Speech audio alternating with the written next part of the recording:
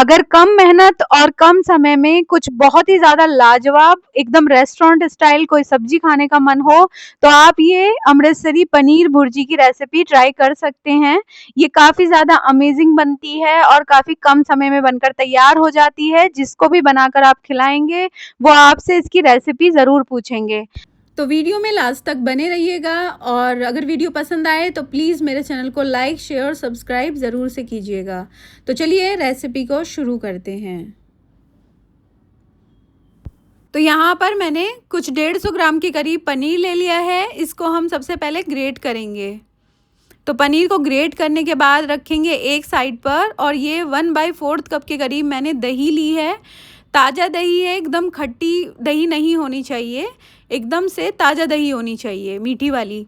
तो यहाँ पर सबसे पहले मैंने 1 टीस्पून डाला है इसमें पाव भाजी मसाला, भुने जीरे का पाउडर 1 टीस्पून। और मैंने डाला है इसमें हाफ़ टी-स्पून टर्मरिक पाउडर, 1.5 चम्मच के करीब डाला है मैंने कश्मीरी रेड चिली और 1 चम्मच धनिया।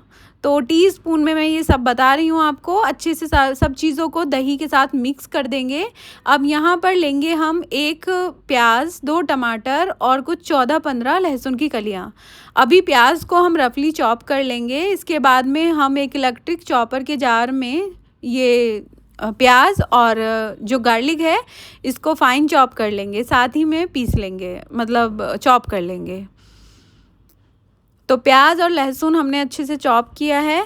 इसके बाद में हम गैस पर रखेंगे एक पैन और इसमें हम सबसे पहले थोड़ा सा डालेंगे वेजिटेबल ऑयल और साथ ही में डाल देंगे हम बटर। तो बटर थोड़ा ज़्यादा लिया है और वेजिटेबल ऑयल कम लिया है। अब जैसे ही गर्म होगा ये, तो इसमें जीरा और हींग डाल देंगे। जीरा चटक जाएगा थोड़ा, तो उसके बाद प्याज डालकर लो फ्लेम पर थोड़ा पका लेंगे।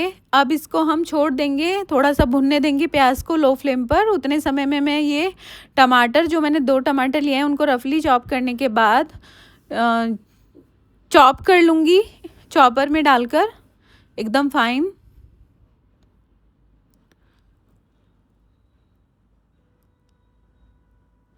तो यहाँ पर हमारा टमाटर भी चॉप हो चुका है और मैं इसमें अदरक का यूज़ नहीं कर रही हूँ क्योंकि मेरे बेटे को अदरक नहीं पसंद है। तो मैं कई बार चीज़ों में अदरक अवॉइड कर देती हूँ। तो यहाँ पर हमारी प्याज जो हमने लो फ्लेम पर छोड़ दी थी, वो भी थोड़ा सा उसका कलर चेंज हो गया है, भुन चुकी है। तो अभी प्याज थोड़ा भुन चुकी है, तो मैं बीच में थोड़ा सा इसमें जगह बना रही हूँ और इसमें मैं डाल रही हूँ बेसन।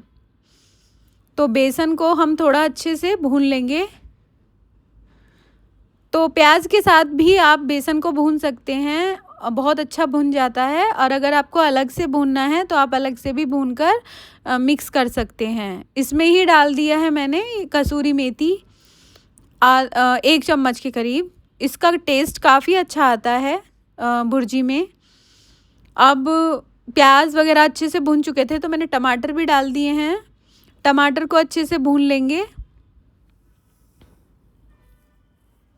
अब टमाटर भून चुका है तो दही जो मसाले डालकर मिक्स करके रखा हुआ था उसको भी इसमें डाल देंगे। अच्छे से चलाते जाएंगे लगातार लो फ्लेम पर। जैसे ही आप दही वाला मिक्सचर डालेंगे तो लगातार आपको चलाना है इसको लो फ्लेम पर ही, जब तक कि इसमें अच्छे से बबल्स ना आने लगे, मतलब उबलने लगे ये। अब मैं इसके अंदर एक हरी मिर्च कट करके डाल रही हूँ क्योंकि हरी मिर्च का फ्लेवर बहुत अच्छा आता है अगर आप उसको इस स्टेज पर डालते हैं तो। अब इसमें मैंने तीखी वाली रेड चिली और थोड़ा सा चाट मसाला और साथ ही में मैं इसमें नमक भी डाल रही हूँ। तो नमक आप अपने टेस्ट के अकॉर्डिंग डाल सकते हैं। मुझे ग्रेवी थोड़ी सी थिक लग रही है तो मैं थोड़ा सा पानी डाल रही हूँ।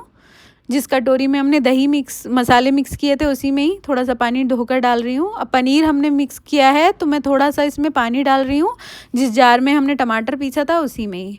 अब इसको कवर करके 5 से 6 मिनट के लिए छोड़ दिया था। तो कलर देखो आप कितना अच्छा आ रहा है, ऑयल रिलीज़ किया है इसने। लेकिन अभी ये थोड़ा मुझे पतला लग रहा है तो मैं थोड़ी देर और पकाऊँगी इसको।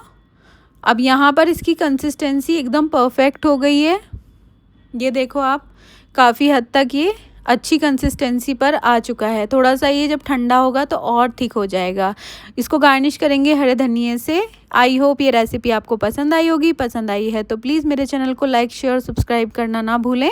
मिलती हूँ एक और ऐसी ही इंटरेस्टिंग और आसान रेसिपी के साथ नेक्स्ट वीडियो में। तब तक के लिए take care and bye bye and enjoy.